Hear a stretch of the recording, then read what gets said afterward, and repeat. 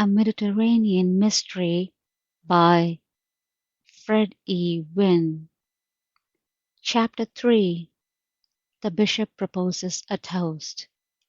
Edmund had gone to Brighton to meet his partner and inspect the desirable premises for their proposed curiosity shop.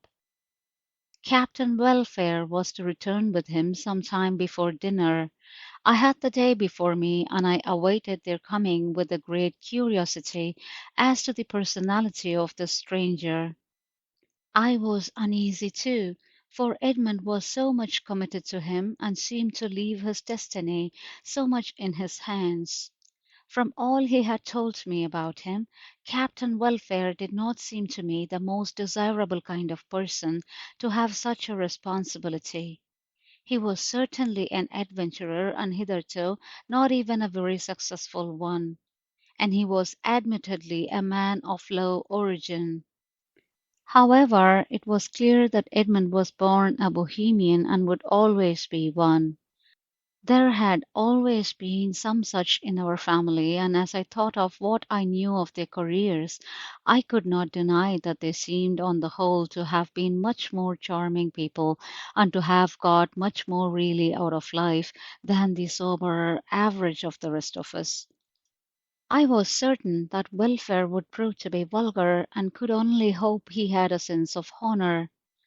Although I had carefully refrained from any criticism which I knew would only irritate Edmund, I did in fact rather dislike the idea of the shop, and though my ignorance of commercial matters was fairly complete, it seemed to me unnecessary and unbusinesslike to have brought the Astartes all the way from the eastern Mediterranean for the purpose of establishing and stocking it. I could only suppose it was a case of combining business with pleasure. I determined to put aside all these worrying preoccupations and return to some literary work that had been interrupted since Edmund's return. Again I was interrupted, and somewhat fluttered, by the receipt of a telegram. This was from the bishop to say he was coming over about lunch-time and would stay the night if convenient. Whatever Captain Welfare proved to be, I felt he would harmonize ill with the bishop, and my first impulse was to reply with some honorable fiction that would postpone the visit.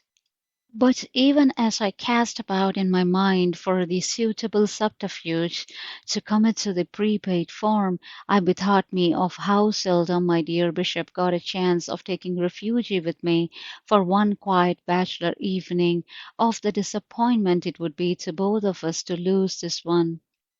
Besides, I reflected, Parminter is a man of the world, much more so than I am, and he has a catholic taste in mankind. Captain Welfare will interest him, whatever he is, and he has always wanted to meet Edmund. Anyhow, there would be time enough to explain everything to him. I wrote "Delighted" on the telegraph form and gave it to Bates. "It's the Bishop," I said to Bates. "Yes, sir. He will be here for lunch and will stop the night." "Yes, sir. Of course his lordship will have his usual room. Put Captain Welfare somewhere else." "Very well, sir." Having thus made my preparations as a thoughtful host, I found it was impossible to settle down to my monograph on the Greco-Turkish alliance of the sixth century. I went out and awaited the bishop amid the sedative influences of my patience. The Right Rev. John Parmenter was not only my diocesan, but for some years had been, and thank God still is, my dearest friend. He shared my interest in the Byzantine Empire, and as I think I have mentioned, it was this which first brought us together. As a bishop he had less spare money and far less leisure than I had to devote to our common hobby. He professed to envy me as an authority. As a matter of fact, I am but a painstaking student. What my few books possess of merits in the way of generalization, of inference or speculation, they owe entirely to Parmenter's inspiration. He is one of those men born to distinction who show the fact from schoolboy days. At this time he was in his early 50s, some 8 years older than myself, but quite among our younger bishops. He was a young man, and indeed still is, in mind and heart, and even in physique.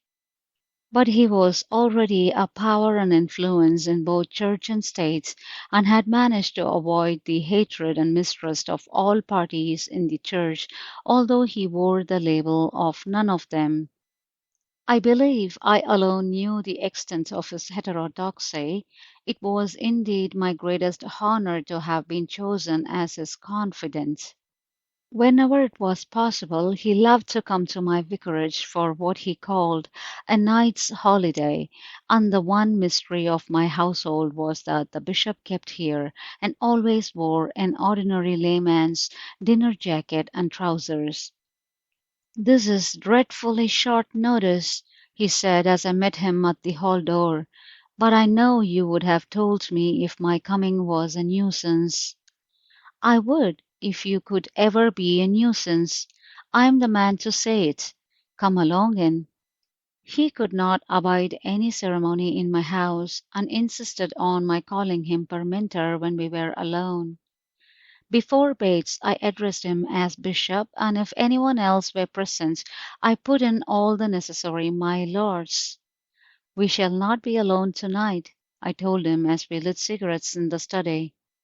"Oh, I'm sorry, if it's not rude to say so. Who have you got with you?" "Edmund."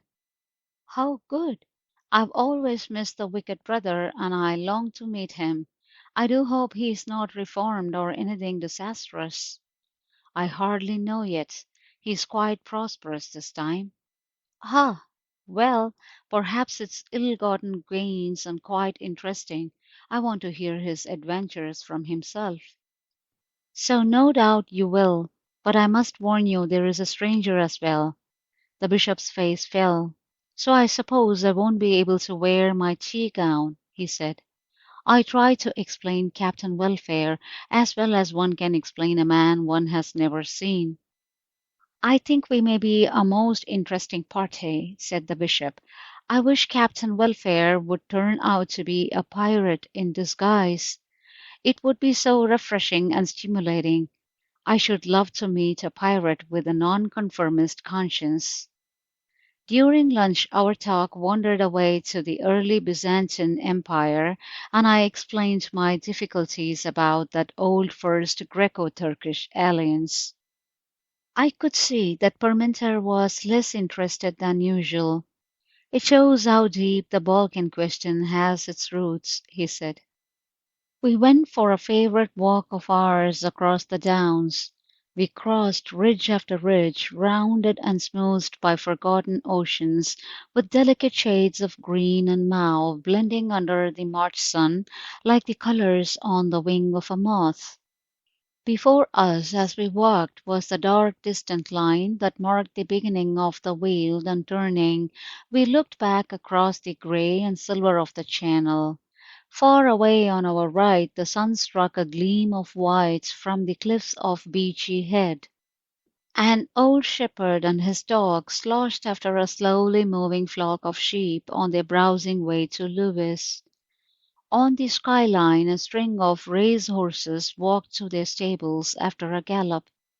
The bishop drew long deep draughts of the keen air, and I could see some of the care fade out of his eyes.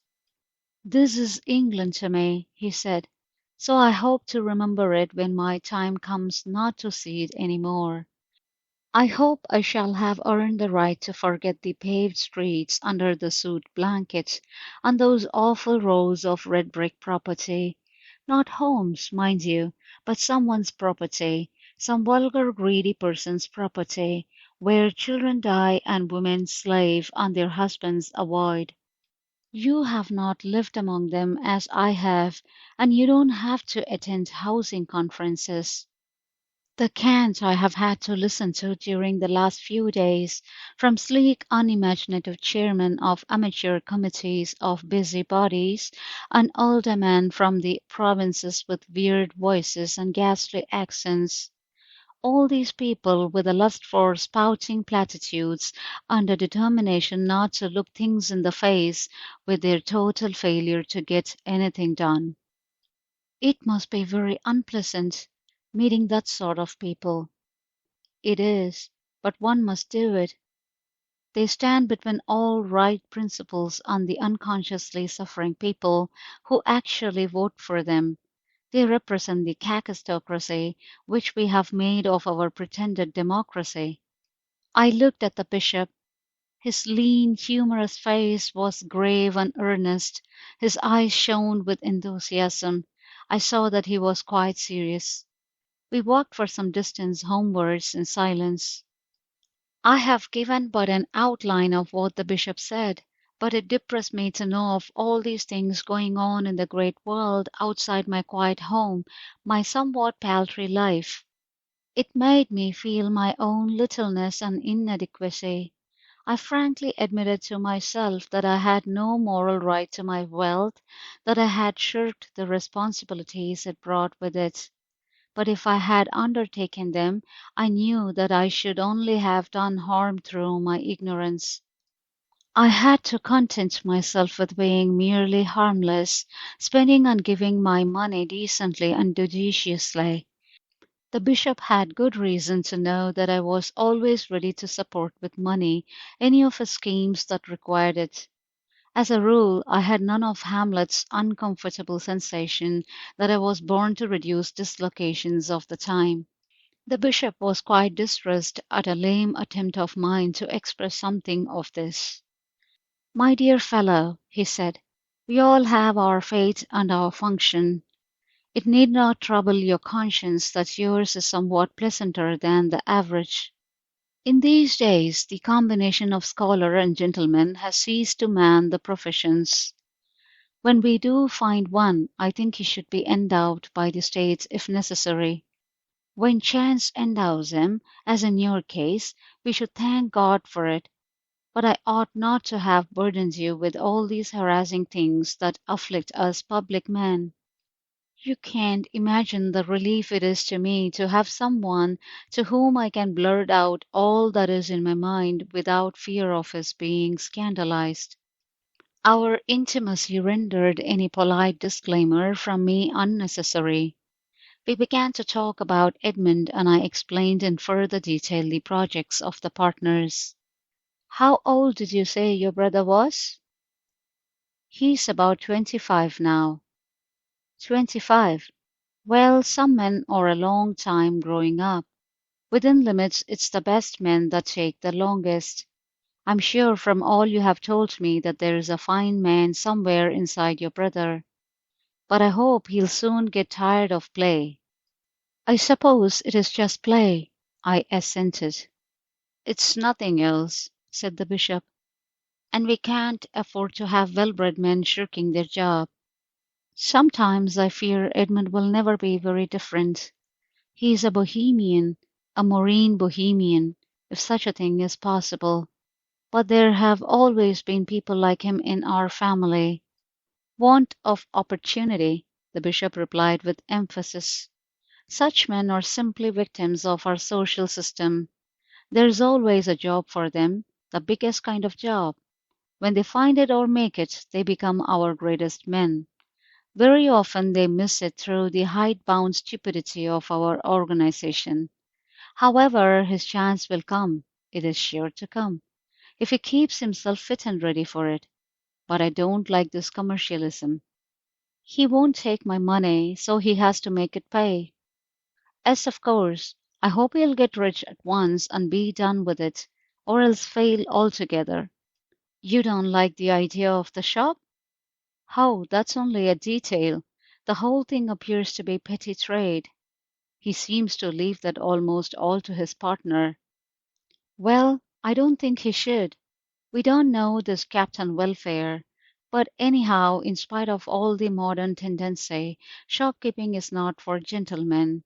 It's bad for them.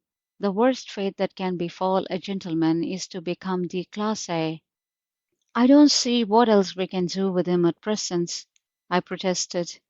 If he's the kind of man I imagine, they would take him up at the Colonial Office. I would introduce him to Brocklehurst myself, and he could start as deputy commissioner or something in a place where he would get all the adventure he would want. I should like that, of course, but I can't answer for Edmund. He's like a man in love with the Astarte. How? We will give him time to get over that. There's no hurry at his age.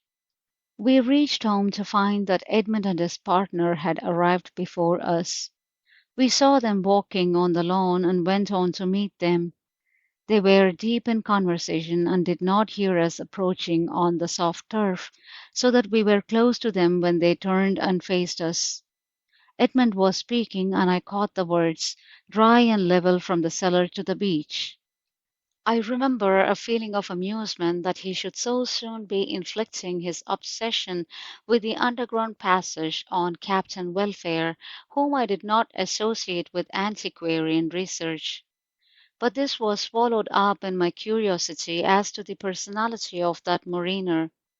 Edmund stopped short, naturally surprised at the unexpected presence of the bishop. My first impression of Welfare was his look of astonishment, almost of fear, at finding himself in so august a presence. For an instant he looked like a man who thought himself trapped. Edmund hastily introduced him to me, and he said, "Pleased to meet you." I presented them both to the bishop. Captain Welfare said, "Pleased to meet your lordship," and kept his bowler hat in his hand as we all strolled back to the house. It was the terribly uncomfortable hour after 6, when tea is out of the question and one does not know what to do with a stranger before dinner. "Have you had tea?" I asked Edmund. "No, thanks. We only got here 10 minutes ago. Bates offered us some, but we didn't want it. I was just showing Welfare the view before it got dark." "Very charming prospect, sir," said Welfare. "Very eligible place altogether, I call it. Come into the study. There's time for a cigarette before we dress." The moment I said it, it occurred to me that perhaps Captain Welfare did not dress for dinner. I looked apprehensively to Edmund, who understood and nodded reassuringly. I handed round cigarettes. "Would you like anything else, Captain Welfare, after your journey?" "Edmund, I'm sure you want a whisky and soda." "Yes, I think I do," said Edmund, ringing the bell. "No whisky for me, thank you," said Welfare. "Perhaps if you have a sherry and bitters." "That's an excellent idea," said the bishop. "You haven't asked me, Devon, but I think I'll join Captain Welfare in a glass of sherry." I had always admired Parminter's tact, and now Captain Welfare was manifestly gratified with the sense of having done the right thing under difficult circumstances. Captain Welfare was kind enough to praise my sherry. "I hadn't ought to have put any bitters in it," he said. "It puts me in mind of the Green Man at Southampton, a little place near the docks. Naturally you wouldn't know it, but they give you a glass of sherry there."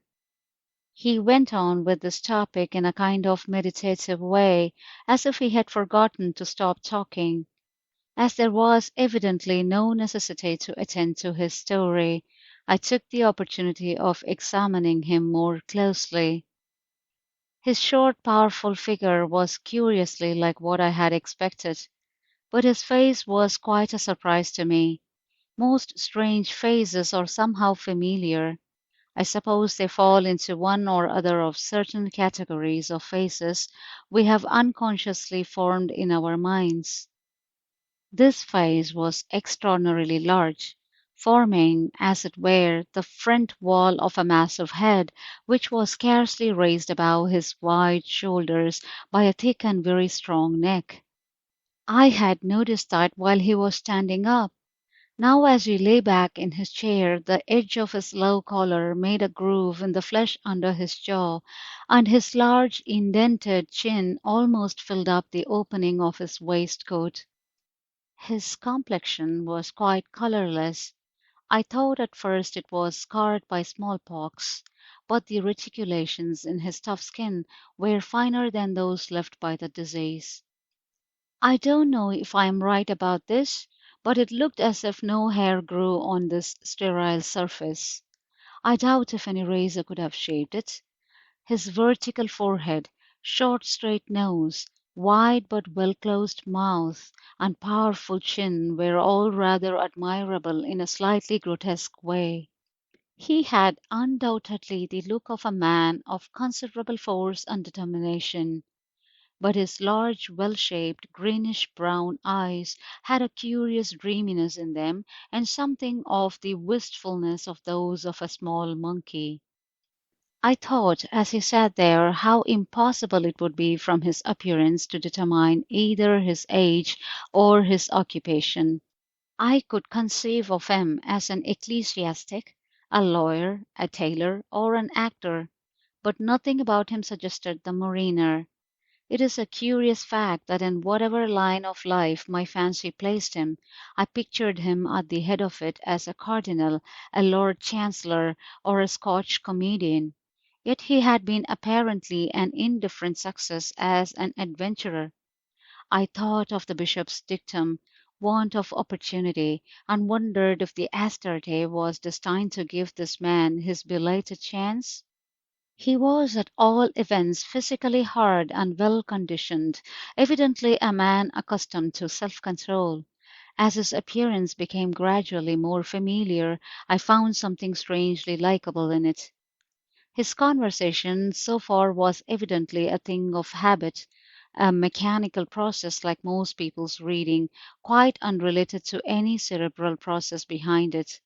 I began to wish that he would stop doing it and let us talk.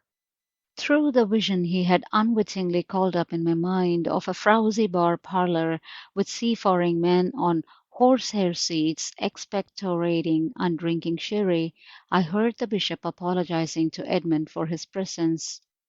"I did give your brother a chance of putting me off," he explained, "but he was too kind to do it. We don't often meet, and he knows how I value these little escapes into his delightful bachelordom. Besides, he knew how much I wanted to make your acquaintance." "It's very kind of you to come in spite of us, my lord," said Edmund. "I'm afraid we will be rather in the way of your Byzantine conversation. From what your brother has told me, I should say you and Captain Welfare have more of the Byzantine spirit than either of us." "The worst of me is that I don't even know what the Byzantine spirit is," Edmund warned him. "And we can only guess," said the bishop. "But they strove and fought, and they did make an empire out of the ruins of an older one, even if they didn't make a very good one." "I'm afraid," said Edmund with a self-conscious smile, "Welfare and I cannot pretend to be empire builders. We are only businessmen and sailors. Those are two of the essentials, but I don't think it's empire builders we want. It's empire repairers." Edmund waited when the bishop and Captain Welfare went to their rooms. "Why on earth didn't you put the bishop off?" he asked a little irritably. "I've just heard Parminter explaining to you. Really, it's just as he said." "That's all very well, but you can see for yourself. Welfare is a very good partner for me to have. He's all right on board ship, but one doesn't exactly want to brandish him in the faces of one's friends. I think I shall like him, and if he will only tell us about himself and his life, I'm sure he will be interesting. Are you going to charge the bishop something extra for seeing him fed?" "My dear Edmund, when you know Parminter better, you will be as fond of him as I am.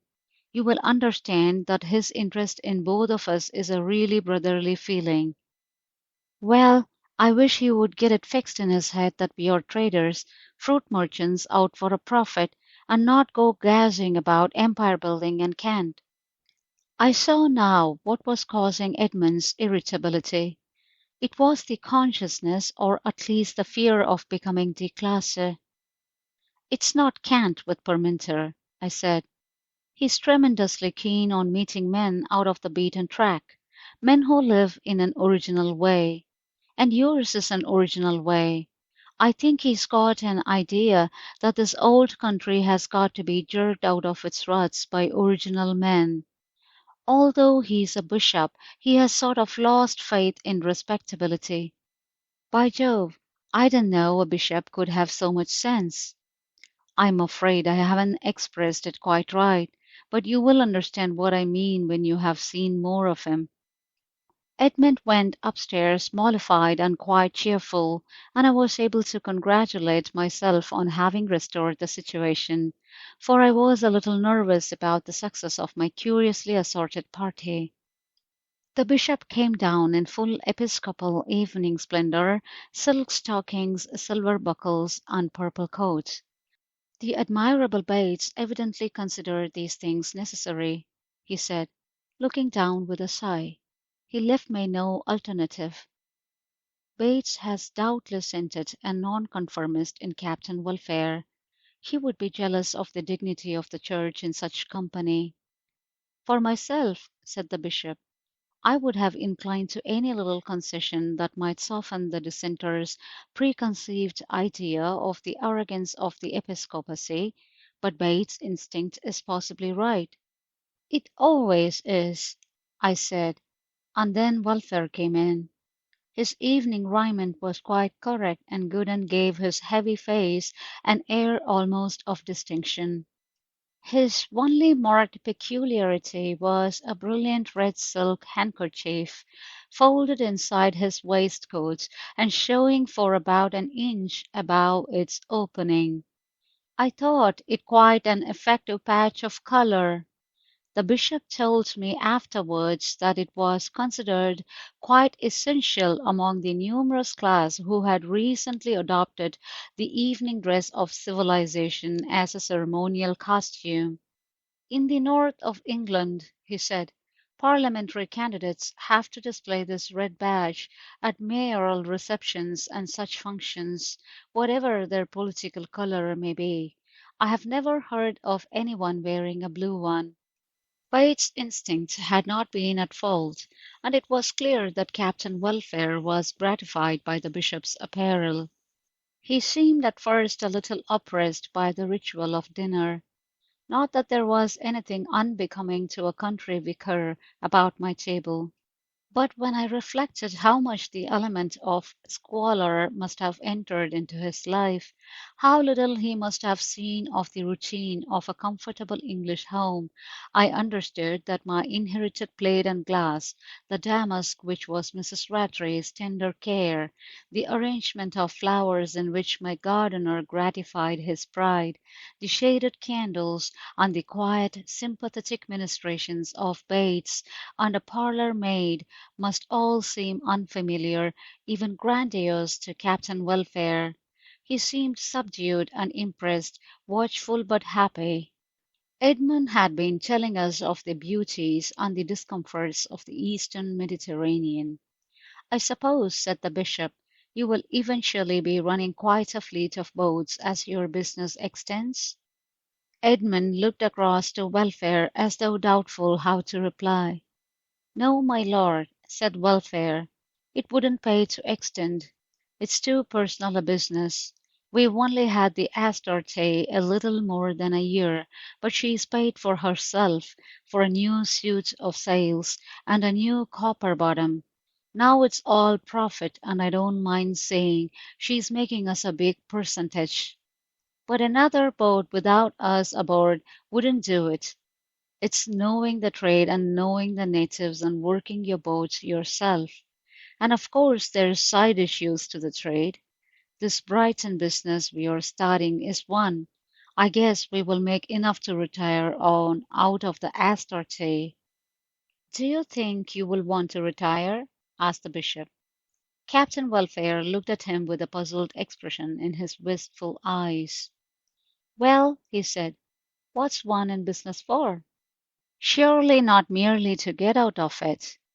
It's a dangerous thing to retire, Captain Welfare. I've seen a lot of men in the services retired under the 63 years rule. They've been active, useful, young seeming men, keenly looking forward to enjoying their pensions. But When it's come, they've grown old and boring all at once, simply tumbled headlong into old age, and very often they have died in a year or two. You won't want to retire, will you, Devon? How, I should simply knock about in some other part of the sea, said Edmund. I don't know how it may look to gentlemen waiting for pensions, Captain Welfare remarked with deliberation. They are gentlemen all the time, but it's different in business. I don't see how a man can help wanting to make his bed and get out of it. I hope you gentlemen won't think the worse of me when I tell you my father was a man who got his living in his shirt sleeves. The bishop and I made appreciative noises. Edmund emptied his glass and threw a savage but quite ineffectual look at his partner. Yes, he had a dry salter's business in a small town in Lancashire. He always said he looked forward to putting on his coat for the last time and being a gentleman. He had his eye on a little house in Southport with two bay windows. He never managed it, poor man. It was partly my fault. I never took to the business and didn't give him the help he had a right to expect. I was considered bright at school too, and the lessons were no trouble to me, but I couldn't see any use in the things I learned or in the dry salting. So I got aboard a ship at Liverpool as boy. It upset the old man a good deal, but it didn't break his heart. It was kidney trouble carried him off. By the way, I've often wondered what a dry salter is, said the bishop. Well, I don't rightly know. I'm not sure if anyone does nowadays. I think it's an old-fashioned sort of name. Father sold Epsom salts and sulphur and things, wholesale to the druggists, but he sold paint and turps and varnish and paraffin and patent medicines.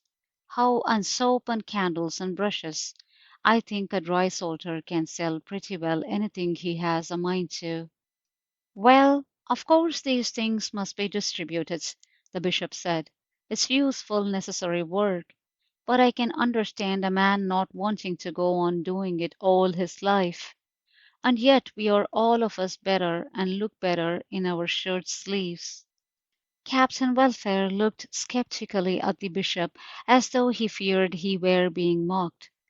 I had a terrible fear that he might attempt some sarcasm about lawn sleeves, but if he thought of it his manners were too good to permit him to utter it. What I mean is that there ought to be more in life for all of us than merely making a living and waiting for death in more or less discomfort.